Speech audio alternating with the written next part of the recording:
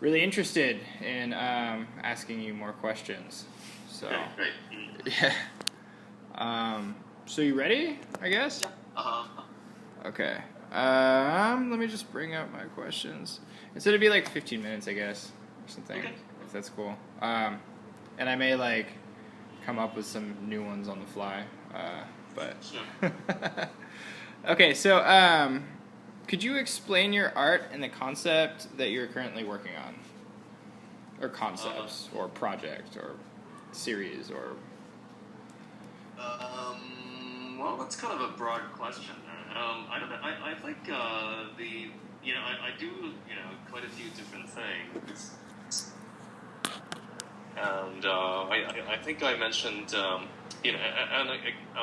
think I mentioned in the when I was visiting the class earlier. I come from an improvised music background, right, right, rather right. than visual arts background, and it's kind of you know I after many years of doing improvised music and kind of thinking a little bit about what one associates visually with that kind of music, and so and I started thinking about what I might construct as kind of a visual counterpoint, I guess, Right. to this kind of music, and that's kind of how things came to be. But I wouldn't say there's any kind of well, it's hard for me to talk about any kind of um, overall concept or of the kind of things I do. It's yeah, I don't know. I don't know if that answers your question. Well, yeah. So I guess it wasn't a very good question, but so I guess like so there is there a certain way that you approach creating these visualizations? Like, is there a jumping point that you have?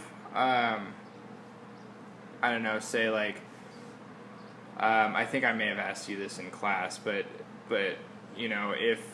if there's a certain sound, is there like a jumping like? Do you have an initial idea of where you want to start? I don't know if it's from like the I don't know, generalized concepts in graphics programming, or if with the barbed wire, with the repeated circular barbed wire thing, like I don't know if you've actually used that in a show or presentation, but what's your initial like leaping off point in developing these visualizations? At least with Okay. Yeah. Usually they come from they come from the sound and when but at I like don't a do you go base level, I don't do you go to improvised music concerts? Do you go to live kind of more new music type concerts? Well, currently I'm doing this internship with Jeff Ray, and so I've been to a Okay. few. Yeah, I've been to actually to like three or four of them, and I hadn't been to any before, and so Okay. it might be a little different than what you do, but it's definitely Right. like some uh, definitely unlike anything I've ever experienced. And his art is very improvised. I think that he lays down like some bass sounds, and then a lot of the work that he does is live and improvised. But there's nothing sort of as far as his visuals, it's not quite as improvised as what I saw you do. So, So uh-huh. yeah. Okay, so the thing is, at a lot of these improvised music concerts, the performance is actually, the musicians are on stage and then you do a lot of, watching gestures and how they relate to the sound, right? Right. But when I'm listening to recording, you don't have that, and instead, I kind of think about, when I hear certain textures or gestures, what, what kind of visual associations do I make? with these types of sounds, with these combinations of gestures or textures, and you know, I really don't want to talk about synesthesia because that's a very specific thing, right? But you know, certainly, you know, I think we make these associations. You know, if we hear, let's say, something that sounds like, you know, breath noise, you know, just like, right.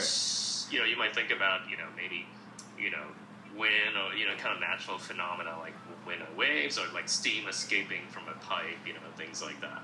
And to you know, to use very specific examples. And it's also the kind of organization of the sounds and this kind of music that and the nature of the sounds that are used. You know, they tend to be very again, there's no clear beat.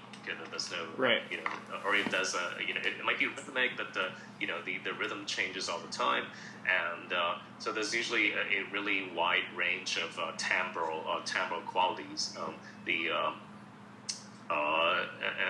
lot of the instrumentalists, you know, they use extended techniques to get, you know, a really wide range of the palettes, you know, have a really wide range of color, and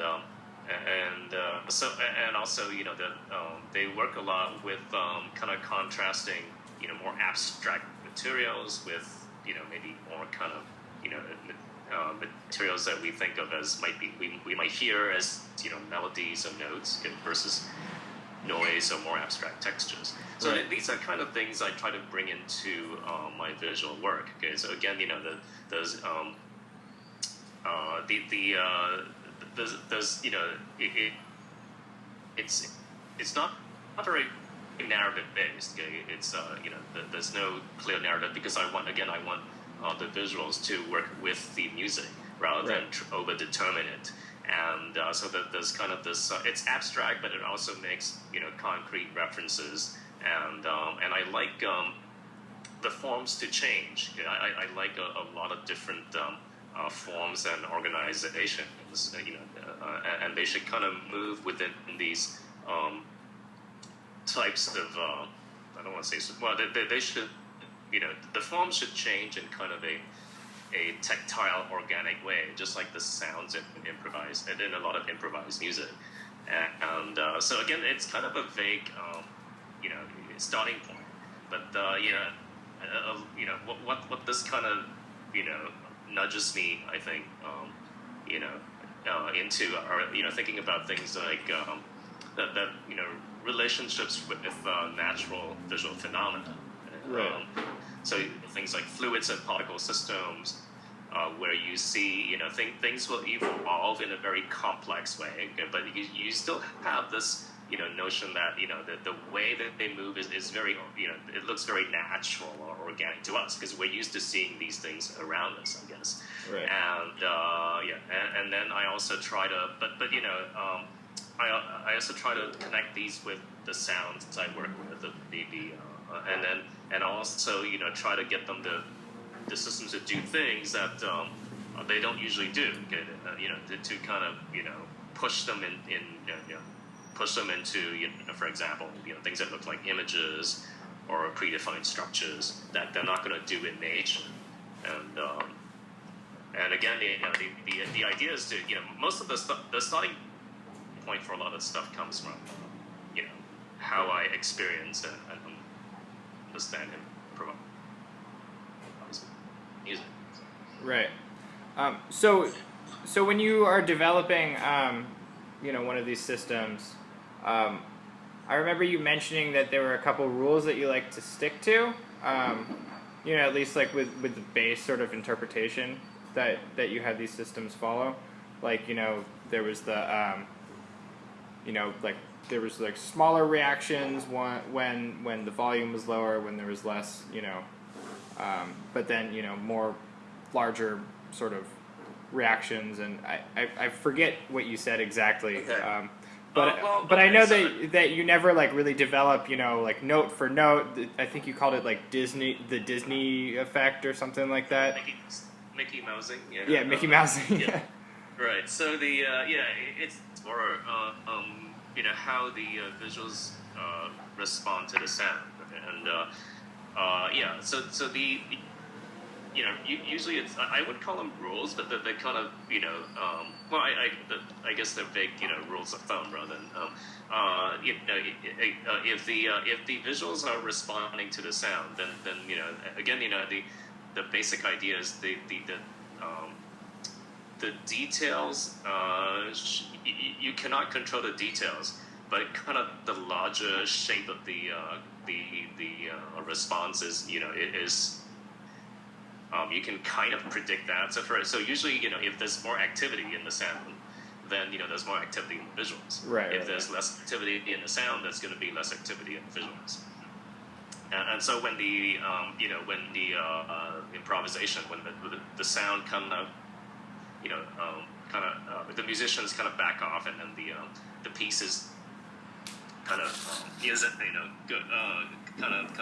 comes to an end, kind of in an organic fashion. Then the visuals also kind of settle down, and there's going to be less activity on screen, maybe even less stuff on screen. And then when the musicians stop playing, then then everything kind of becomes static. Right. Okay. So let's. I guess I think I got a little specific there, but Okay. Maybe. So I know that you're a professor at SF State. How do you think education plays into the creation of art, and how have you found your education, or what you do with teaching? I guess it's computer sciences that you teach, or it's computer science. Yeah. Cool. How have you found that helpful in your artistic career? I guess being a professor is helpful in your career in general, but educational career. But so certainly the stuff I do, the technical aspects of being in computer science, is very helpful when I'm developing new systems, when I write the code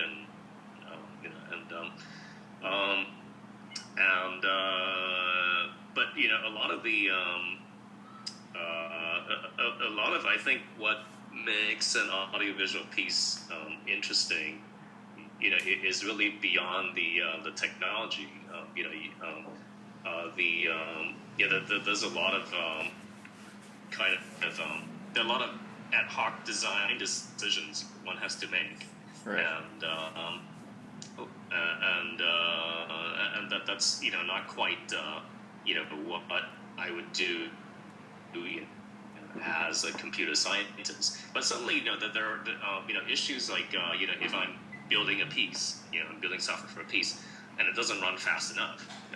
So because I have a pretty good idea where to look for what the problems are. I know how to do the performance measurements and analysis to figure out what are the pieces that are too slow, and kind of have ideas about how to speed things up so that I get the frame rates that I need, and that's certainly very helpful. So. Yeah. I could definitely see that. I've only done a little bit of work in Max, but I could tell that there's definitely ways that you can control memory flow that might be more efficient, and ways that might be less efficient. And I know so little about that, and I don't know.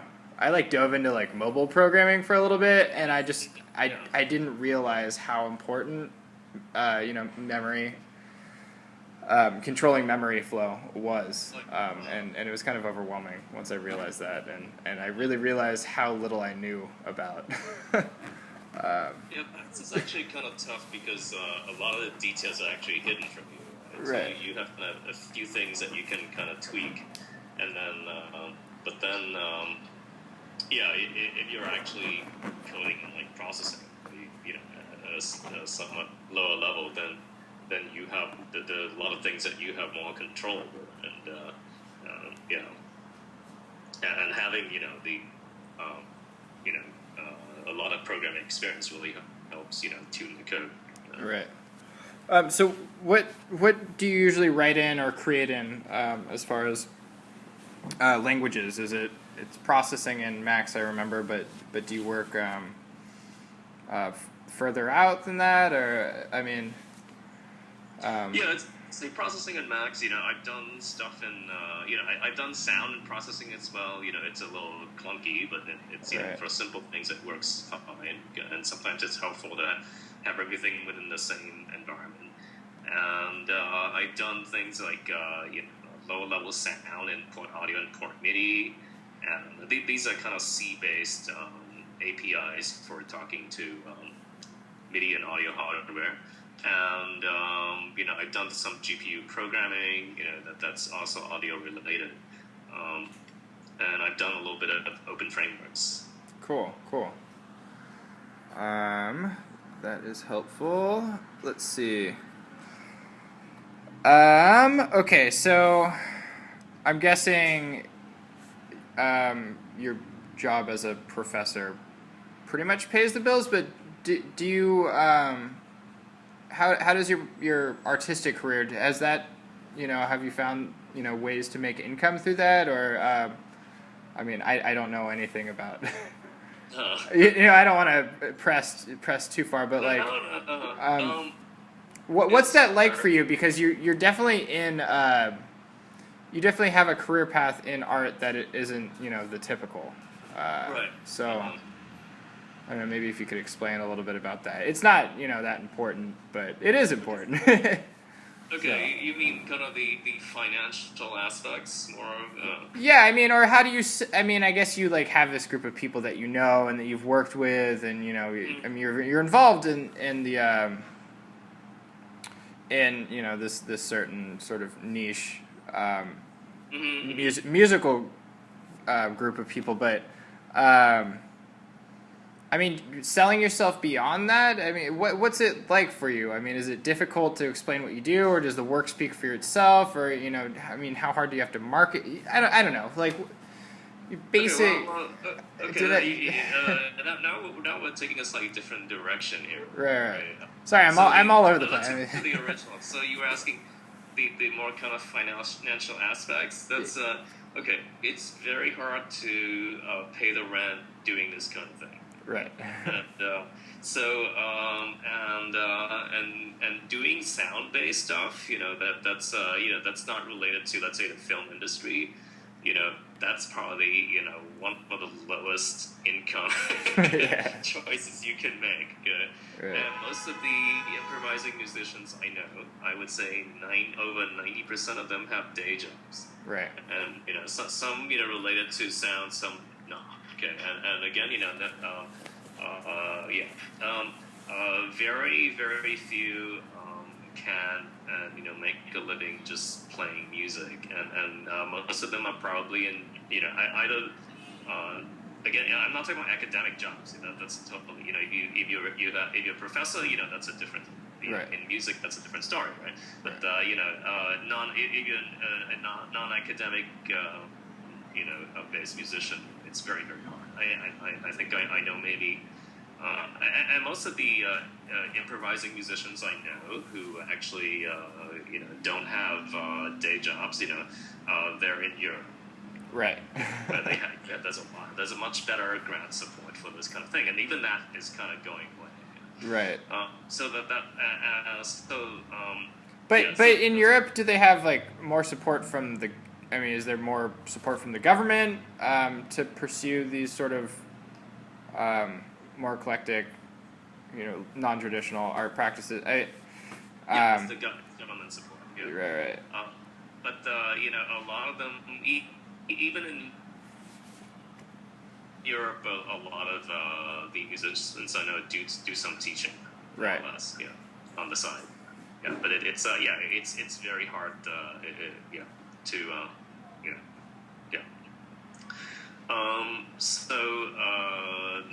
Now should we move on to the kind of the other you starting to kind of ask a somewhat different question. Shall we move on to Bell? You want to pursue this a little bit more? Yeah. No, I mean, I guess I was asking more about. My second question was more about, I guess, self-promotion or finding new work, as opposed to actual, income. So, I mean, if you could answer that, that'd be great too. Okay. Well, okay. I assume you mean finding new interesting projects to work on, or do you mean outlets for the work? Right. So okay. So maybe it might be helpful to mention some recent projects that you've or shows or concerts that you've participated in, shown at. Okay. Let me back up just briefly. Sorry. When and this is the same with everyone. When you start out, it's when you start out and nobody knows what you're doing. Okay, and it's kind of it can be kind of a lonely experience. Trying to get your work out there, and these days it's a little better. You have the internet. But then everybody uses that too. So so it's really. Hold on, sorry, my dog's attacking. It's the same way for me for many years. Oh, wait 1 second, I gotta put my dog outside. Okay, no problem. Hey. Sorry. Hey.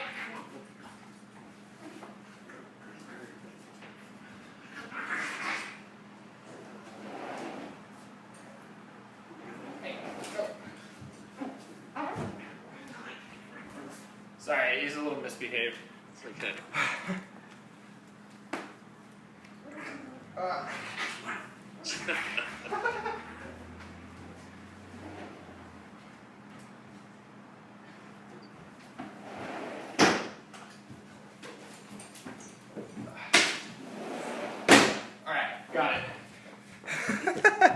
Sorry, he's a terrier Chihuahua, and gets like really intense sometimes. So, sorry about that. No problem. Okay, yeah. So, in the beginning, it can be a lot of work getting opportunities to get one's work out there, and so what's helpful to do is I actually started in a somewhat, again, atypical way is to do a lot of organizing, and this is in the mid-90s. I was in the collective, and we organized weekly new music concerts in Berkeley and this went on for about 2-3 years, and and through that I got to meet a lot of the great musicians who are based in the Bay Area, we were for a while the series is called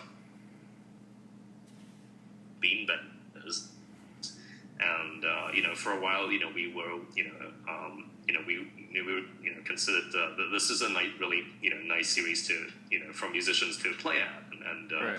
And well, of course, the first 4 months were pretty hard too. But then eventually things kind of got going and the ball got rolling, and we put on some really pretty interesting concerts. And were you doing visualizations back then, or was this mostly sound work that you were doing? This is way before I did any This is way before I played my first live show, really. So. Oh, okay. Yeah. So I think you'll find that a lot of people do this too when they start out. They do a lot of organizing. They do a lot of organizing events. Oh, okay. Yeah. All right. So. Yeah. Again, you do people favors, and then they'll help you later, in your work. Okay, and So and then I think for a long time the I would say that the creative aspect of my work was kind of developing up pretty slowly, but I think things really picked up in the last maybe year or so, and this I've just been I've never been this busy before, and things come up, and the thing is you've been around for a while, and people your friends think of you, and when they have and when there are opportunities to do stuff, and then they'll contact you, and so I've been very lucky in that respect in the past few months. So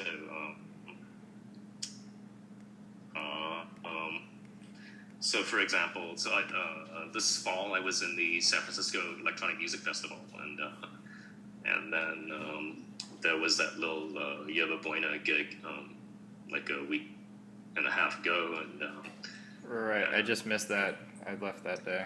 I was gonna go. It was kind of an odd gig for me, so right. Yeah.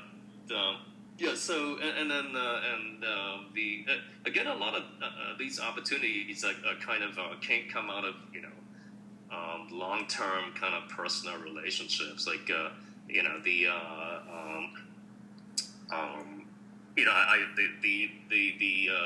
probably one of the more famous saxophone players I work with, John Butcher.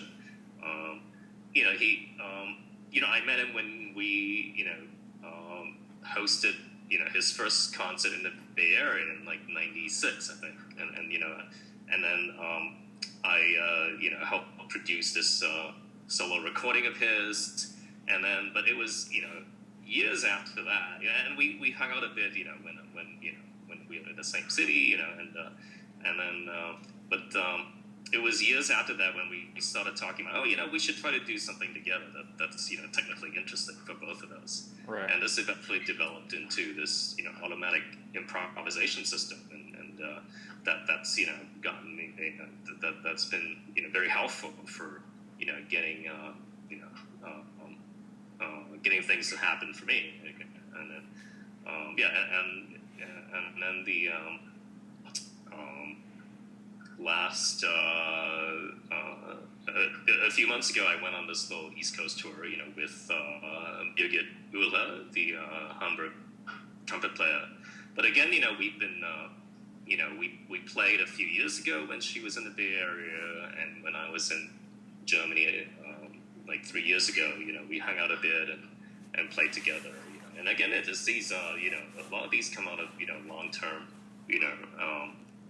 long-term connections, and so. That's awesome. And it's kind of typical of the improvised music scene, I think. I'm not so sure about the, visual arts, because that's not, ironically, that's not a world that I'm so connected with. But, in improvised music, it's very social. Right. Because, again, the music is so connected to your personal practices. So, and when you get together, when you play a concert together, it's like, you're having a conversation, you're getting together, you're hanging out, you're having a conversation. And so the social aspect is very strong in the scene. So, while, there's not a lot of money, but everyone understands that, they're there to be, to hang out with interesting and cool people, and a lot of the opportunities for interesting projects develop out of that. So. That's cool. So I guess let's talk about like your creative work ethic. Do you spend a certain amount of time per day, a number of hours per week, or is it, when you have a project you just sort of work and set? I don't know. Could you talk about like your work habits or your ethic? I don't know. Okay. Is it project based, or are you always sort of like working away at it? I guess would be a better way to. I'm not a very organized person schedule wise, and I tend to be very project driven. Right. So when when there's when there's certainly if when there's a hard deadline, it's you just I just kind of go, okay, we have to get this done by this time, and I'm very kind of scheduling oriented,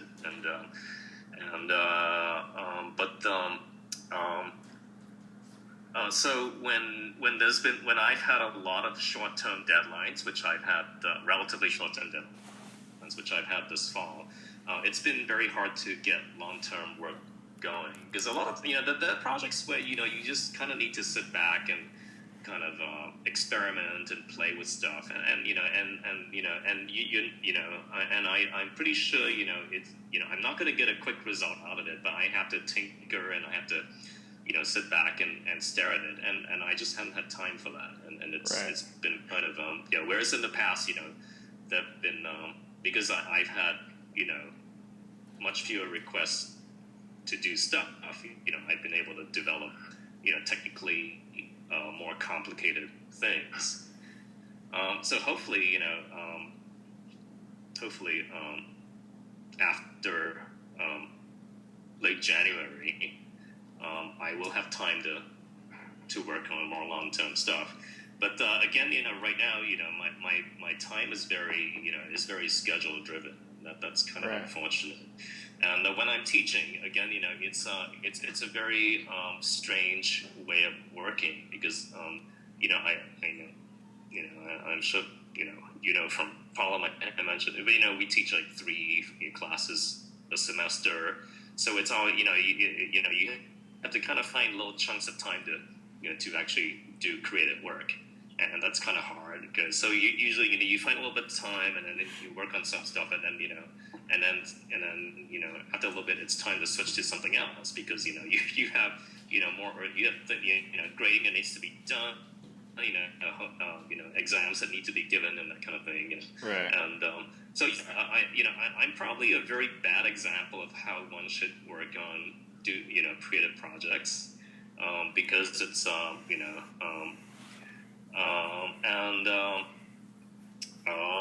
I would say I guess this is why people have artist residencies, Right. where you can just go you can go somewhere where you don't have distractions. At least that's the theory. These days, hey, you always have distractions if you don't manage them, and then you can just focus on a project, and that's something to think about. But the thing is, the problem is, I'm also so used to having the distractions that getting adjusted to a residency situation is not that easy sometimes. Have you have you ever been in a residency situation, I guess? Yeah. Is it recommended, or is it, I guess? Usually there have been let's see, the ones that worked out were there's usually a well-defined end product at the end of it, like so I have this residency, and at the end of it was supposed to give a concert, and then I'm really focused working on things, but there are a lot of different residencies, right? There are a lot that where you're just not expected to produce anything concrete at the end of it, and and it's more kind of a situation where you're in a creative environment, and you meet a lot of people that you wouldn't otherwise, and kind of it opens different connections, and that's great too. The problem I have is a lot of the and this is solely a personal thing. A lot of residencies are actually in very isolated places. They're they put you up in the country. They cook for you, and but you're kind of there with like 10 other people, and that's it. Yeah. And that's very hard for me, because I mean, if I spend the whole day coding or making animations or whatever, at the end of it, I want to be able to go out to get a drink and maybe go to a movie, and and a lot of these places you just can't do that. You can't. You have to drive 10 minutes to get a drink, or have a sandwich. And that's, Yeah. So anyway, but that's probably digressing quite a bit from what you had in mind. But I really don't have anything in mind. So whatever you provide me with is just wonderful. Yeah. You know. But okay, I guess like let's try to figure out a way to wrap this up. We've been going for about a half an hour now. Okay. So I guess if you could, are you working on anything specifically right now, or is finals week coming up and you just sort of handling that? Or do you have a project you're working towards, or a show, or anything? Yeah. Well, luckily I'm on sabbatical, so the finals week thing is doesn't yeah. Yeah, right now. How long are you on sabbatical for? I a year. Yeah, so I go back in August. So. Cool. Yeah, but there's a lot of little things at work that I had to deal with. Like I have a meeting on the campus on Wednesday and blah blah blah. But anyway, so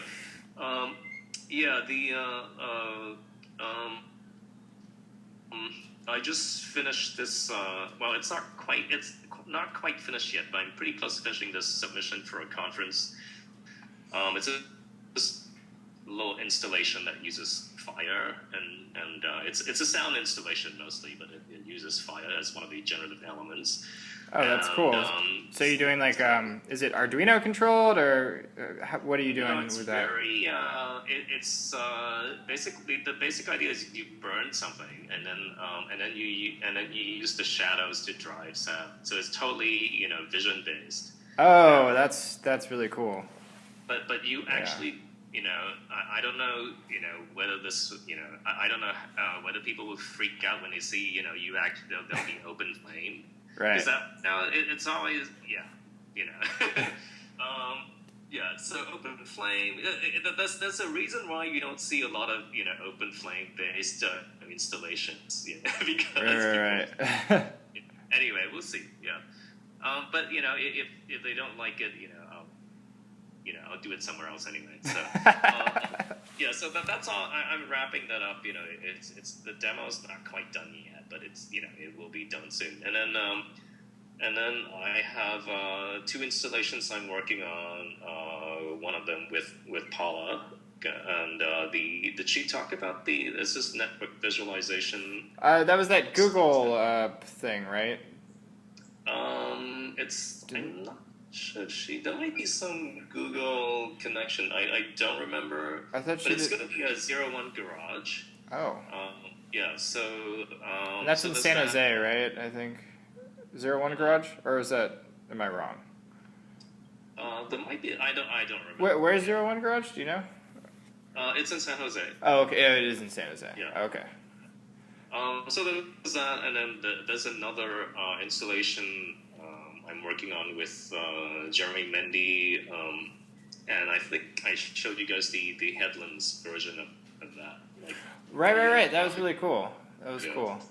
Yeah, this looks really different. He really wants he really wants to focus more on the message this time, rather than having these kind of a lot of stuff going on in the visuals, and it's very distracting. So there'll be more it'll be more text based this time, but still the projection will be on these pools of oil, and we'll see. So it's coming together, and then those are the main things I'm working on, and and things are actually winding down a little bit, and I'm but anyway, so that's kind of what I'm busy with now, and I have a little invited talk this Friday at the Acoustic Society of America meeting downtown. So cool. Let's put the talk together. So that's more computation based. So well, that's awesome. Thanks. And that's great. I think that's quite a bit of material that I'll probably have to figure out a way to type up. So, well, feel free to send me email. I know, I kind of ramble on with that. It's not very focused, but no. It's been really helpful, and I really enjoyed this. But yeah, I don't know. Is there anything else that you want to talk about your work that you know, you think I or you know anybody else who might stumble upon my upload to the blog needs to know? The anonymous browser. Well, you know, send me your blog, your URL for your blog. So I don't think I know it. So. Oh, right. Yeah, here. It's kind of. I have a few of them, but. Okay. But this is where I'm putting up the majority of my stuff. Okay. Great. So. Thanks. Yeah, and I'm trying to like get all of it together, all of the stuff I've been working on this semester, which has been a little more I've been focusing more on like visual and interactivity and stuff like that, and I've been working with Max, and now I'm trying to like, I don't know, after I saw your presentation, I decided that I would jump more into processing, and I have a mechanical engineering background, so I have taken some classes, and and I'm decent with math, and so I can get through some of the logic stuff, and I can read code, so I can put things together. But as far as like from the ground up, I'm a little screwed. So I'm working on either using a Connect or something for my final project. But yeah, no, and I'm just editing up the documentary for that to put up. Right. So in a few days it'll be up. I'll send you an email and you can see what I did, and I would love to have some feedback. Yeah. Okay, great. But yeah, no, I mean, and like, if you're ever looking for anybody to help you, in the future over the summer, I'll be around too. Okay, yeah, I'll definitely keep that in mind. Great. Yeah. Because I mean, as far as like, I've never like seen somebody who I felt like I could learn so much from, and I'm currently in an internship where I don't feel like I'm learning that much, so I don't know. I love people doing interesting work out there, and I think if you talk with when you talk with James or Matt, and they do a lot of really exciting stuff too, and that's in a somewhat different vein. So. Right. Yeah, I was gonna email them tonight. They're out. Yeah. But yeah, well, why don't you send me email? I don't know. Okay, so I'll hear from you about the when you finish this. Put together the, I don't know, is this you said this is like a documentary, or no, it's okay, so it's, or? I basically like, there's a bunch of different components to the work, so I have to explain like how the sound interactivity works, and there's like a sensor, and then there's a visual aspect to it, and so like there's a bunch of components to the project, so like I'm sure you could understand it, pretty easily by just like looking at my Max, screenshot. But I don't know, for like the average person that's like looking at an interactive installation, or I guess it's more of a reactive installation. It's not interactive. It really doesn't make sense from just like the video clip, of me filming the projection onto the wall. So Paulo told me to sort of assist the viewer. So I'm just working on getting that a little more organized. Good. Well, I'm happy. I'd love to take a look at it, and I'll let you know what I think. So. Yeah, no, I mean that would be great.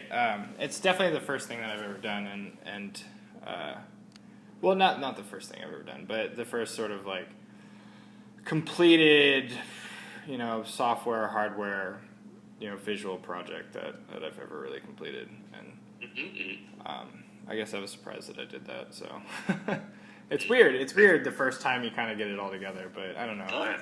Oh yeah.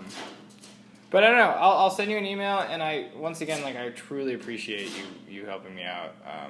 You're very welcome. Such short notice. I'm really sorry that I sprung this up on you, but this has been great. So. Thanks. Okay. Well, good luck with the class, and I'll look forward to hearing from you. All right. Cool. Thanks a lot, Bill. Bye. Take it easy. Bye.